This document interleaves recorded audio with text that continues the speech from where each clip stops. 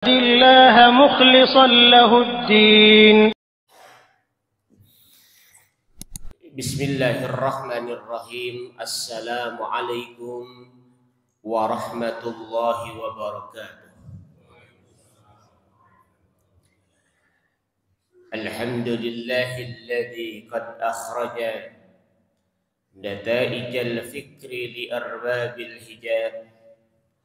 Wassalatu wassalamu ala sayyidina al-Mustafa wa ala alihi wa ahli sidqi wal wafa. Asyhadu an la ilaha illallah wahdahu la syarika lah. Wa asyhadu anna Muhammadan abduhu wa rasuluhu la nabiyya ba'dah. Allahumma salli ala sayyidina Muhammadin salatan wa salaman daimaini mutalazimaini ila yaumil qiyamah. Hadirin jamaah salat subuh rahimakumullah. Alhamdulillah, tidak terasa kita sudah memasuki 10 hari yang kedua. Mudah-mudahan segala amaliyah Ramadan kita yang kita lakukan mudah-mudahan mendapatkan keberkahan, mudah-mudahan diterima oleh Allah Subhanahu wa taala. Amin ya Allah ya rabbal alamin. Hadirin rahimakumullah, dalam satu hadis Rasulullah mengatakan, hadis yang diriwayatkan oleh Imam Bukhari dan Muslim, "Ma min muslimin qarasa qarsan fa akala minhu insanun aw dabatun illa kana lahu shadaqatun." Tidaklah seorang muslim yang menanam sebuah pohon, kemudian hewan dan manusia memakan dari pohon yang ditanam itu, illa kana lahu shadaqatun, maka insya Allah akan menjadi sebuah nilai ibadah. Hadirin rahimakumullah, setiap tanggal 28 November biasanya diperingati sebagai Hari Menanam Pohon Indonesia. Apa tujuannya? Di antaranya adalah untuk melestarikan alam, untuk menjaga alam. Dan mudah-mudahan ini juga menjadi bagian yang selama ini banjir melanda Indonesia. Salah satunya mungkin terjadi penebangan hutan dan terjadi kekurangssadaran manusia untuk menanam pohon.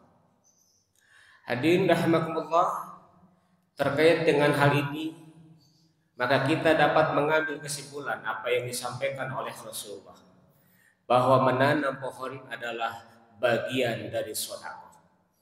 Baik menanam pohon yang berbuah maupun menanam pohon yang tidak berbuah. Kalau menanam pohon yang berbuah tentu adalah untuk kita makan. Dan menanam pohon yang tidak berbuah tentu punya fungsi lain.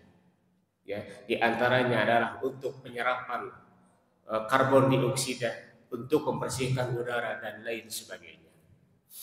Hadirin rahimakumullah, dalam hadis lain Rasulullah mengatakan, "Man bana bunyanan bi ghairi zulmin wala i'tida'in wa man qarasa qarsan bi ghairi zulmin wala i'tida'in illa kana lahu shadaqatun."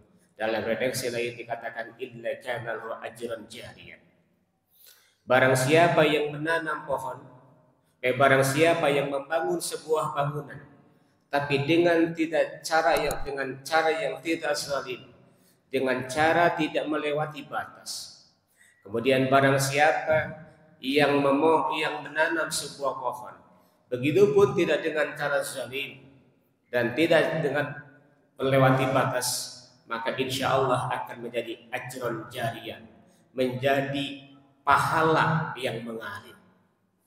Hadirin rahimakumullah, menurut para ulama yang berdasarkan hadis rujukan dari riwayat Imam Baihaqi, ajron jariyah, pahala yang mengalir di antaranya adalah ada 6 macam. Yang pertama yang termasuk ajron jariyah, pahalanya yang insya Allah akan mengalir, Yang pertama adalah man 'allama ilman. Orang-orang yang mengajarkan ilmu.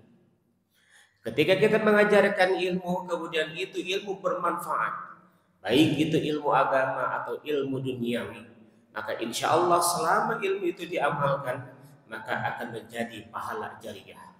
Begitupun hati-hati sebaliknya. Kalau kita mengajarkan ilmu yang tidak bermanfaat, ilmu-ilmu yang dilarang oleh Allah, maka sebaliknya itu bisa jadi menjadi dosa jariah. Kemudian yang kedua, man karo nahron, yang termasuk pahala jariah yang terus mengalir adalah orang yang membuat sungai, aliran sungai. Jadi kalau di daerah pedesaan yang biasanya mayoritas petani, ada orang yang membuat aliran sungai untuk mengairi sawahnya. Insya Allah selama aliran sungai yang dia buat yang bermanfaat bagi para petani, itu insya Allah menjadi ajran jariah, pahala yang terus mengalir walaupun dia sudah wafat. Kemudian yang ketiga, waman khafar bikron, orang yang menggali sumur. Saya masih teringat tahun 89 ketika masuk di EPGA Sumedang. Saya angkatan santri yang ketiga. Pada saat itu belum ada sumber mata air.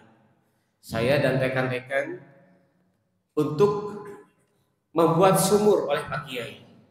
Alhamdulillah 35 tahun yang lalu ketika kemarin reuni di pesantren At-Tarbiyah Cimalaka, sumur yang kami buat masih ada dan masih dimanfaatkan oleh ratusan santri.